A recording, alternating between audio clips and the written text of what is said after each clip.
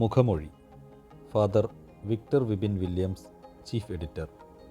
വിദ്യാർത്ഥികൾക്ക് അറിവും ജീവിത മൂല്യങ്ങളും പകർന്നു നൽകേണ്ട അധ്യാപകർ ലഹരിയുമായി ബന്ധപ്പെട്ട കേസിൽ പ്രതികളാകുന്നുവെന്ന വാർത്തകൾ അധ്യാപക സമൂഹത്തിൻ്റെ ഉത്തരവാദിത്വത്തെക്കുറിച്ച് ഗൗരവമായി ചിന്തിക്കാനാണ് നമ്മെ പ്രചോദിപ്പിക്കുന്നത്.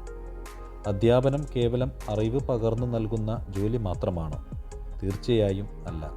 ഒരധ്യാപകൻ ഒരു തലമുറയുടെ ചിന്തകളെയും സ്വഭാവത്തെയും സ്വപ്നങ്ങളെയും രൂപപ്പെടുത്തുന്ന വ്യക്തിയാണ്.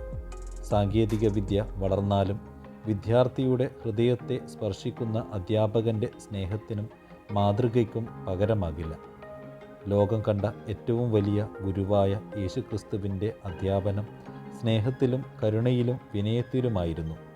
ശിഷ്യന്മാരുടെ കാൽ കഴുകിക്കൊണ്ട് യേശു പഠിപ്പിച്ചത് അധികാരത്തിൻ്റെ മഹത്വമല്ല, സേവനത്തിൻ്റെ മഹത്വമാണ്.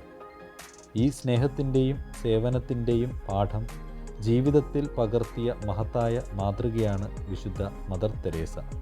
അധ്യാപികയായി ജീവിതം ആരംഭിച്ച അവൾ ക്രിസ്തുവിൻ്റെ സ്നേഹത്തിൽ പ്രചോദിതയായി പാവങ്ങളിലേക്കും ഉപേക്ഷിക്കപ്പെട്ടവരിലേക്കും ഇറങ്ങിച്ചെന്നു. ചെറിയ കാര്യങ്ങൾ വലിയ സ്നേഹത്തോടെ ചെയ്യുക എന്ന അവളുടെ ജീവിത സന്ദേശം ഓരോ അധ്യാപകനും വഴികാട്ടിയാണ്. യഥാർത്ഥ ഗുരു അറിവ് മാത്രം നൽകുന്നവനല്ല, നല്ല മനുഷ്യരായി വളരുവാൻ തൻ്റെ ശിഷ്യരെ പ്രചോദിപ്പിക്കുന്നവനാണ്. അധ്യാപകൻ്റെ വാക്കുകളേക്കാൾ ശക്തമാണ് അധ്യാപകൻ്റെ ജീവിത മാതൃക. അതുകൊണ്ട് തന്നെ അധ്യാപകൻ്റെ വ്യക്തി ജീവിതവും മൂല്യബോധവും വിദ്യാർത്ഥികളുടെ ഭാവിയിൽ വലിയ സ്വാധീനം ചെലുത്തുന്നു. അറിവിൻ്റെ പ്രകാശവും സ്നേഹത്തിൻ്റെ ചൂടും വിനയത്തിൻ്റെ മാതൃകയും ഓരോ ക്ലാസ് മുറികളിലും നിറയട്ടെ.